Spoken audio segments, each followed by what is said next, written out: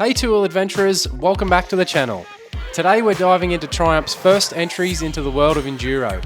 We've got the TF250E and the TF450E. Now Triumph have made a massive push into the off-road scene over the past few years, first with their MX models and now these Enduro models. They've designed these bikes for competitive Enduro racing and challenging off-road adventures, and they've gone absolutely to town on these bikes with the components and big name brands that have been used. They aim to deliver top-tier performance straight from the factory, and I was lucky enough to ride both models recently at the Australian launch at the Starglen Lodge. So let's explore what sets these bikes apart in the Enduro segment, and let's see if they're any good. So if you're a regular to the channel, you'll certainly know that I'm no pro when it comes to Enduro riding. I delve into it a little bit out of my adventures, but if things get to hard Enduro type riding, generally I'm looking for a way around. So I'm coming at this review as, let's say, more of an average rider, a weekend warrior, definitely not a pro and not someone looking to race. Just someone who wants a bike to get out there every few weeks, have some fun in the bush or at an event with some mates, or maybe use these bikes as a little bit of a dual sport, lightweight adventure option. So with all that out of the way, let's talk about the bike's features and specifications firstly, before we get into the review. Now at first glance, you may think Triumph have just put a headlight on their MX bikes and shipped them out the door as their brand new Enduro models, but that couldn't be further from the truth. Basically, apart from the frame, these Enduro models are all new bikes. Triumph has engineered the TF250E and the TF450E to tackle the rigours of Enduro racing and demanding trail riding. Both models feature a lightweight aluminium spine and double cradle frame, optimising their agility and strength across all types of terrains. Now the TF250E is tailored for technical sections and tight trails, offering responsive power and manoeuvrability, whereas the TF450E is built more towards the high-speed Enduro racing, delivering plenty of torque and stability for open trails and those challenging hill climbs as well. Now the specifications and components for the most part are the same throughout both models, obviously apart from their engine size, the power, the weight and the gear ratios. Everything else is the same. So let's jump into the engine and transmission first for both these bikes. Now obviously both of the bikes are 4-strokes, both 6-speed gearboxes with their Exceedi racing clutches. Both got the Del Auto 44mm EFI system. Now for the 250, it's delivering 42.3 horsepower at 12,800 RPM. Now Triumph are claiming that their 250 is class leading when it comes to power in the 250 range. As for the 450, it's delivering 57.8 horsepower and 48.3 Newton meters of torque. As for the chassis and suspension, as I did say earlier, they both have the aluminium spine and double cradle frame that came from the MX bikes. Triumph found that they didn't really need to change a frame to work perfectly in their Enduro bikes, so they've kept that the same. But the suspension on these bikes is KYB 48mm coil spring forks with 300mm of travel, all fully adjustable with your compression and rebound. And the rear suspension is KYB as well, 313mm of travel, adjustable again with the high and low speed compression and rebound. Moving on to the brakes and wheels and tyres. The front brakes are 260mm Galfa discs with Brembo 2-piston calipers, and on the rear is the Galfa as well, 220mm disc with Brembo single piston calipers, so a really good setup there to stop on a dime when you need to. With the wheels, we've got the DID Dirt Star aluminium rims, and for the tyres, we've got the Michelin Enduro 2s. From what I've been told, these new Triumph Enduro bikes are the first bikes to get this Michelin Enduro 2 on it straight off the showroom floor, so that's a first right there. Moving into the electronics and all the features on the bikes, we've got the dual engine maps, aggressive and smooth delivery, so you've got two different options there. You've got the traction control system, you've got a launch control system as well if you're into your racing and getting those starts dialed in. And we've also got a quick shifter as well, which works from 2nd gear all the way up to 6th gear. Now there is an added extra if you want to choose this option for one of these bikes, but you can add in a Wi-Fi module for the bike. This allows you to connect Triumph's MX Tune Pro app to the bike, and you can fully go in and customize all your mapping, make the bike ride and just suit the way you want the bike to perform. Unfortunately, they didn't have it here on this ride day for us, so we didn't really get to play around with that one, but just thought I'd throw that in here and mention that as well. So a couple of features when it comes to the ergonomics and dimensions of the bike. We've got a seat height of 955 millimeters, and we've got a wet weight for the TF250E of 114.3 kilograms, and the TF450E is 117 kilograms. And both of those weights include the fuel tank capacity full, which is 8.3 litres, a slight increase over the MX models. So that's just a quick run through of some of the features and specifications that come on these bikes. As you can see, plenty of big name brands used, so they haven't skimped on any cheap parts on these bikes. Now as for the price, here in Australia the 250 is being advertised as $17,590 right away, and the 450 is $18,990 right away as well. So with pricing like this, it puts these bikes towards the top end of town when it comes to their prices, but still not the most expensive. There's a few others that are a little bit more than that. And with brands such as Brembo, KYB and Michelin on board, and all the features that you get with these bikes, in my opinion, it's pretty decent value when you look at that. So now it's time to start talking about what I think of the bikes, what's my impressions of how they ride, do I like them, all of the nitty gritty kind of stuff.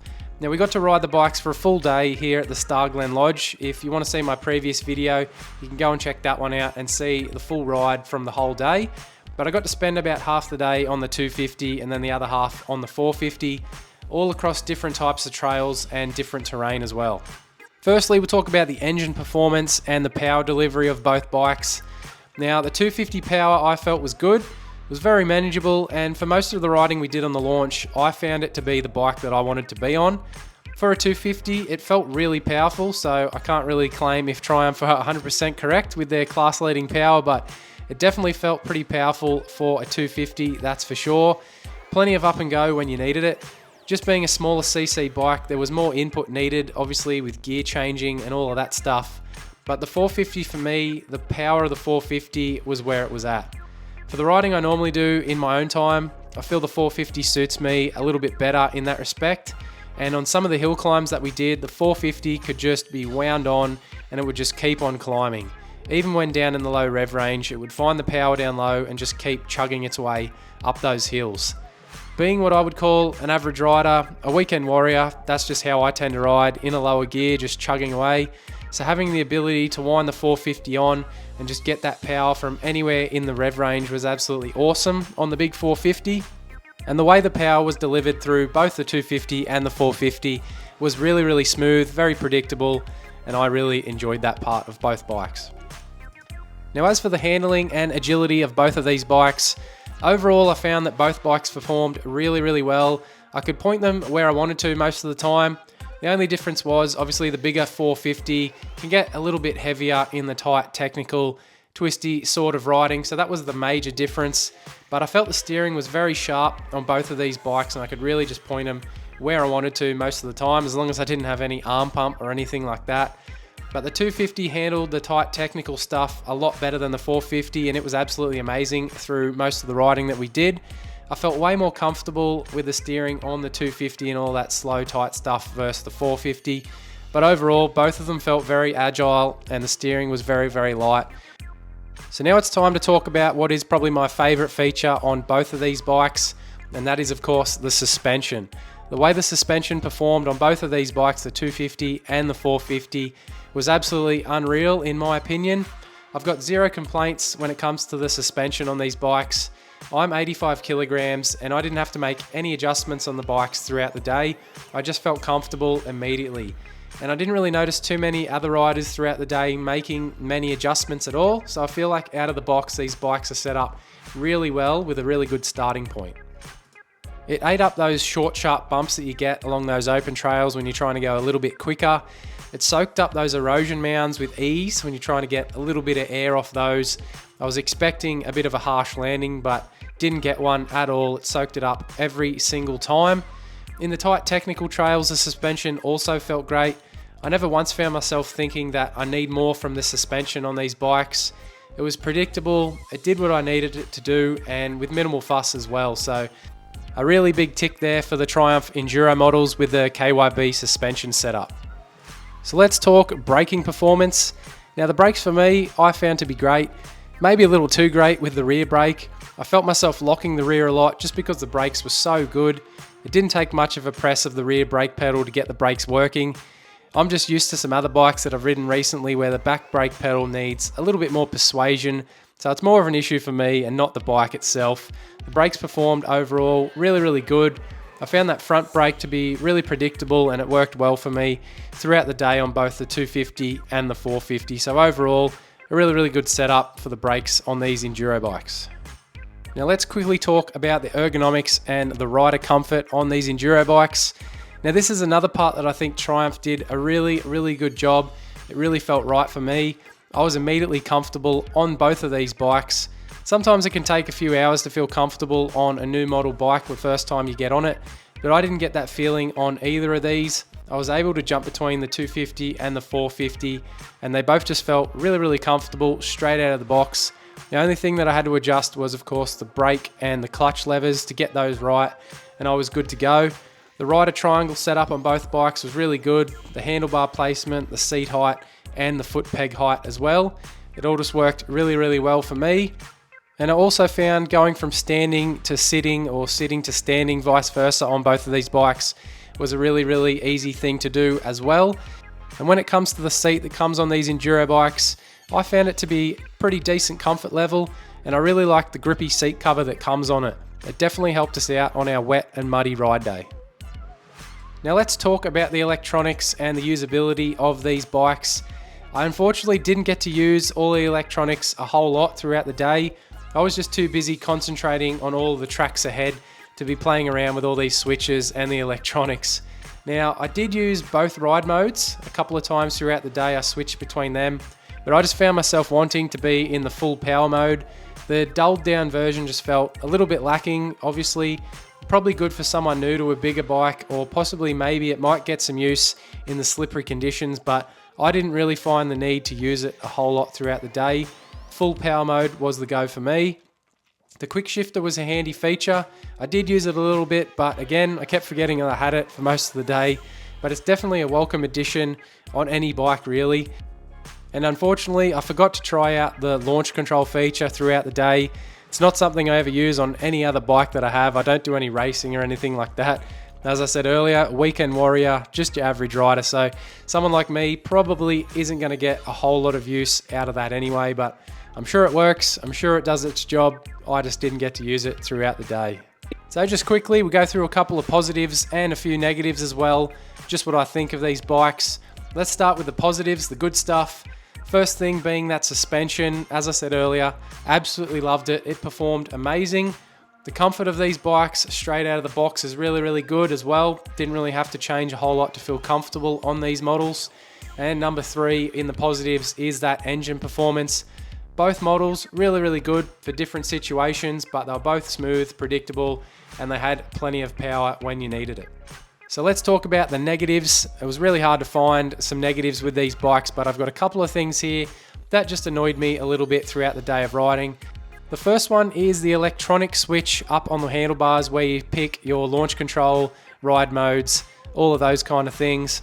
I felt like the switch block was overly big for what it is. I feel like Triumph could maybe look at making that a little bit more slimline, a little bit smaller. I know it's probably that size, so it makes it easy to press those buttons while you're on the fly and riding, but to me, it just felt like it was too big for what it actually is. And the second negative that I've got on the list is the side stand. Now, this annoyed me throughout the day multiple times. When you're stopping, getting off your bike, and you want to put the stand down, you're going to do it a lot throughout the day in enduro or dual sport type riding. So I kept putting the stand down with my foot while sitting on the bike as I normally would. But most bikes that I've had or I have, you push the stand to a point, gets to about halfway, and the stand will lock in place and you can just lean the bike over. But the stand on these bikes, I had to hold it in place the whole time, and then once the weight of the bike was on the stand, it would stay in place. If you didn't put the weight of the bike on it, it would just flick straight back up. So again, another minor one, but it did annoy me throughout the day, so I had to throw that one in here. Maybe Triumph could make some kind of change where it pushes the stand forward and locks in place a little bit easier. So to wrap this all up, Triumph's TF250E and TF450E mark a significant entry into the enduro market for this British company. combining race-ready performance with advanced technology and a great ergonomics package as well. Now, the more bikes on offer in this category is always welcomed from people like myself and all of you out there who love to get out and ride these bikes. More competition in the space can only be a good thing when it comes to competitive pricing and research and development, so it's really awesome to have the British company with such a rich history jumping into the off-road and enduro scene as well. I really had a great time riding both the 250 and the 450 as well. Now, it was hard to pick a lot of negatives with these bikes, as I said before. The 250 was my favourite from the day, but I think if I was getting one for myself, the 450 would be the pick for me. I think the 450 could be a great option for a dual sport or even a lightweight adventure bike setup. Or another hope of mine is that we see Triumph move towards some other sized engines for these bikes. I personally would love to see something around the 500cc mark. That'd be really, really cool to build into a dual sport lightweight adventure setup here in Australia. But we'll just have to sit back and wait and see what Triumph have coming for us in the future. So whether you're navigating technical trails or charging through open terrain, these bikes offer a compelling package for enduro enthusiasts or weekend warriors just like myself. So thanks as always for tuning in and watching these videos. I really hope you enjoyed this one. Thanks to Triumph for the invite to the launch. I had an absolute blast. Be sure to like this video if you did enjoy it, and jump into the comments down below and let me know all your thoughts on these new enduro bikes from Triumph. Are you waiting to go out and buy one? Do you like the look of them? Just tell me all of those thoughts. I love reading all the comments from all of you in every single one of these videos, so jump down there, comment away. Make sure you ride safe out there on your own two-wheel adventures, and I'll see you all soon.